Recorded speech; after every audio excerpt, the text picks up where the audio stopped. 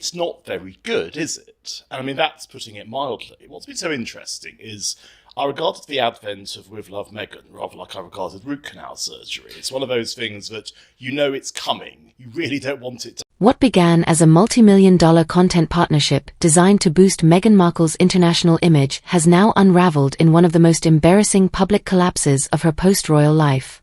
Netflix, once eager to support Meghan and Harry's creative ventures, has reportedly cancelled With Love Meghan after disturbing revelations emerged. Claims involving deceit, fabrication, and large-scale public manipulation that couldn't be overlooked.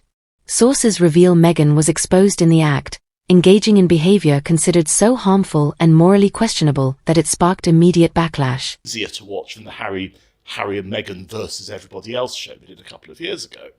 It's actually worse, because the Harry and Meghan show at least had newsworthy lines, at least had some purpose to it. Netflix was left with no option but to scrap the second season altogether.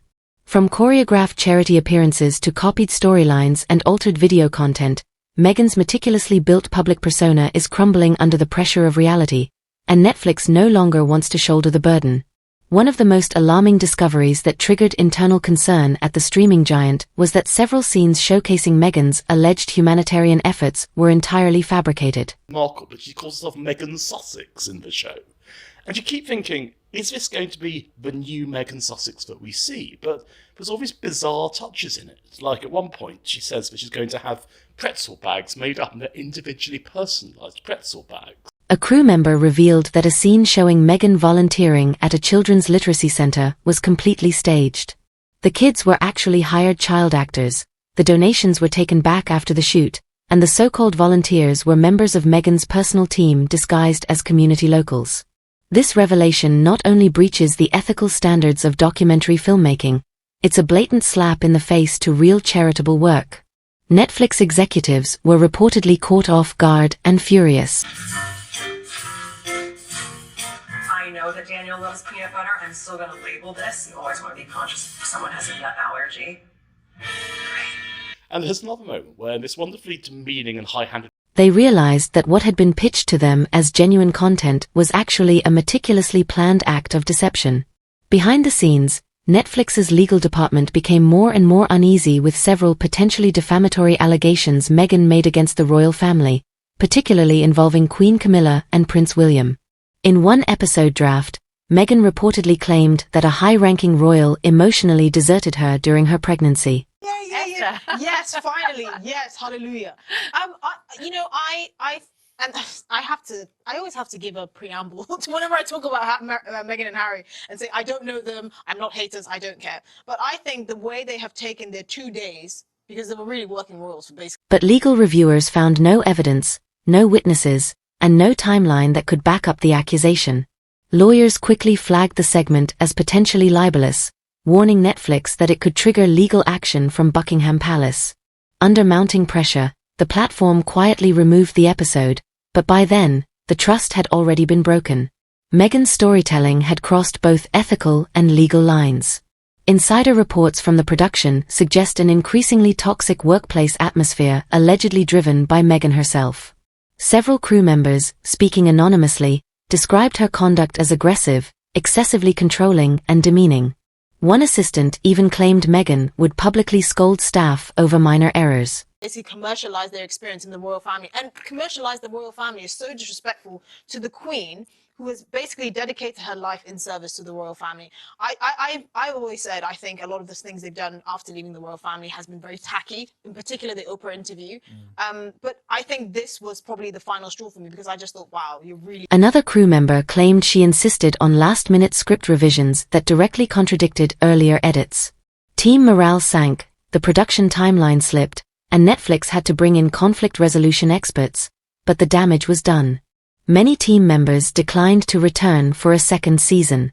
What was meant to be an inspiring, behind-the-scenes look turned into a backstage disaster marked by inflated egos and Hollywood-level drama.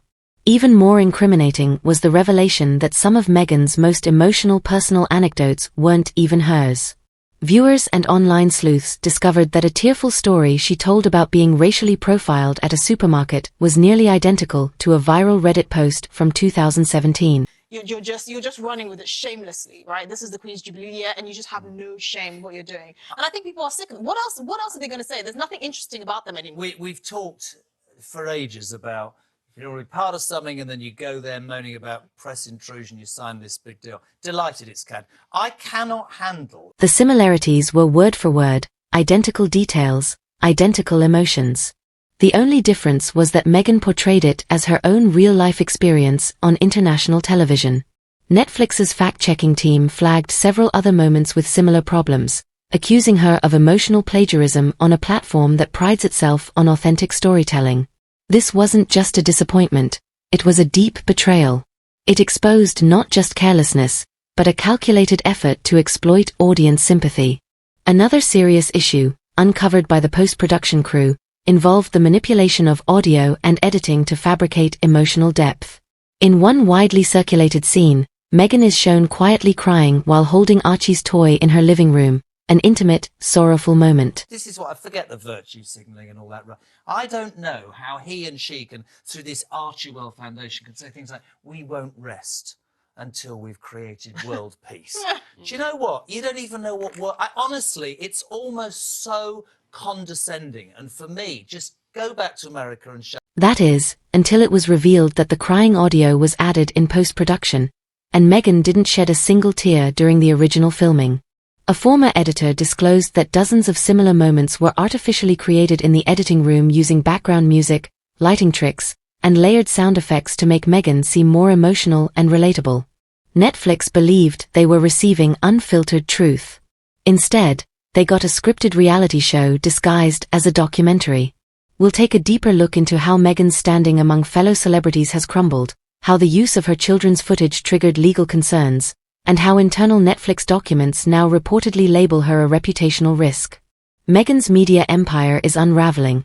And this time, it might be past the point of saving, as early revelations already paint her as deceptive, manipulative, and dangerously self-centered. I'm not surprised, because Netflix have probably gone, it's not going to work. Maybe Netflix have heard the noise against these two. I know she loves them. Well, I mean, it's Sharon, I would love to hear what you have to say about this. Well, I'm like, welcome to the industry. You wanted to be a part. What followed was even more damaging. From celebrity criticism to internal Netflix reports labeling her a liability, the pressure is mounting fast. Let's continue with points 6 through 10, the final blows to Meghan's Netflix ambitions. After the initial episodes of With Love, Meghan aired, Netflix executives had hoped to replicate the attention and success of Meghan and Harry's earlier docuseries. But reality struck hard. Viewer numbers nosedived by more than 60% by the third episode, with audiences complaining that the series felt hollow, staged, and painfully overproduced. Even loyal supporters of the Sussexes began expressing their frustration online, accusing Meghan of relying on emotional manipulation instead of offering real, meaningful content. One critic on Twitter summed it up by saying, Welcome. It happens so many times to so many people.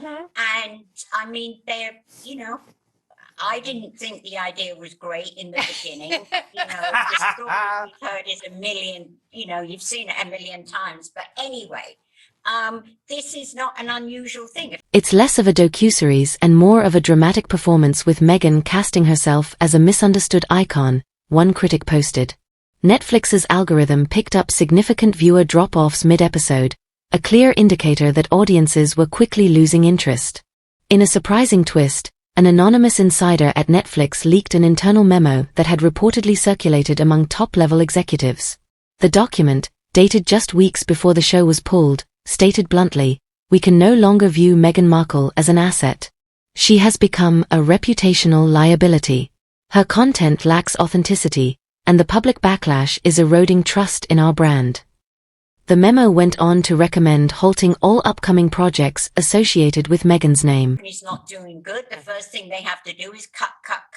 And they've cut them. But I think that their business, I don't think that Meghan's book for children did very good. And I don't think their podcast was doing great. So welcome to Hollywood. Well, The memo also advised a full legal audit of existing footage to guard against potential defamation lawsuits. If accurate, this development is damning. It suggests that even within her most prominent media partner, Meghan is no longer viewed as an asset, but as a liability that needs to be managed. Multiple clips featuring Meghan's children, Archie and Lilibet, raised significant legal red flags at Netflix. The scenes, which were presented as personal, candid family moments, reportedly lacked proper documentation, timestamps, or consent from third-party caregivers and filming locations. Executives grew concerned that the Sussexes may have used stand-in children or staged the moments without following necessary legal protocols. If verified. You couldn't tell. But like, there's 10 ideas and you'll be lucky if one gets. Have they been rumbled? Is that what's happened here? Have they actually finally been rumbled? I think it was the name. I think they must have thought, we're Meghan, we're Harry, we're going to sign this deal. But when you fill in the gaps, with the greatest respect to podcast, the Archibald thing, where's the substance? The only... This could potentially amount to a serious breach of child protection regulations in filmed content. As a precaution, several scenes involving the children were quietly taken down from the platform, and Netflix's legal team advised that any future projects featuring them would require strict oversight by third-party legal monitors. Originally, with Love, Meghan was supposed to include high-profile interviews and guest appearances from Meghan's close network. Names like Oprah, Ellen DeGeneres, Serena Williams, Tyler Perry, and even Michelle Obama were floated during the initial planning stages. But insiders report that every single one declined or withdrew after reviewing the show's concept. One executive disclosed. Work is the Invictus Games, I would think, Yes. because there's something good But about he's done that for Definitely. years, though, hasn't he? I mean, if you're Netflix and you've got to save some, they've lost a load of subscribers. They've got to try and save some money somewhere. They've got this big list of programs that they need to cut back on. You're not going to cut back on the best ones. You're going to cut back on. People didn't want to be associated with a self-serving project built on partial truths. Meghan's rising reputation as manipulative and unpredictable reportedly made her too risky for public alignment. Even in Hollywood, where image is everything, that was a deal-breaker. Arguably, Netflix's biggest error was giving Meghan full creative control. She allegedly dismissed editorial input, overruled senior producers, and pushed for scripts that showcased her version of reality rather than objective truth. One producer described it as a documentary ruled by dictatorship. Scenes were rewritten during filming, and editors were instructed to remove any footage that didn't portray Meghan as powerful or poised. When team members resisted, she reportedly threatened to pull the project and shop it elsewhere. Netflix insiders now privately admit they gave the wheel to someone who ultimately drove the entire production into the ground. Made a loss of, well, the company value has gone down 50 billion in recent months. They've made a net loss of 200,000 subscribers. Maybe they've cut other animations as well. It was one of 3 animations that they've cut. Animations are quite expensive to make nowadays. So I just think that this is part of the industry. How many pilots have we all been a part? And then she blamed the road. With season 2 of With Love, Meghan officially cancelled, and Meghan Markle's public image collapsing under the weight of her own inconsistencies, it's clear the fairy tale has come to an end. Netflix isn't just stepping back, it's actively safeguarding its own reputation from further fallout. And as for Meghan, she's discovering the hard truth. When your version of reality is built on fabrication, it only takes one strong gust of real-world scrutiny to bring the entire illusion crashing down.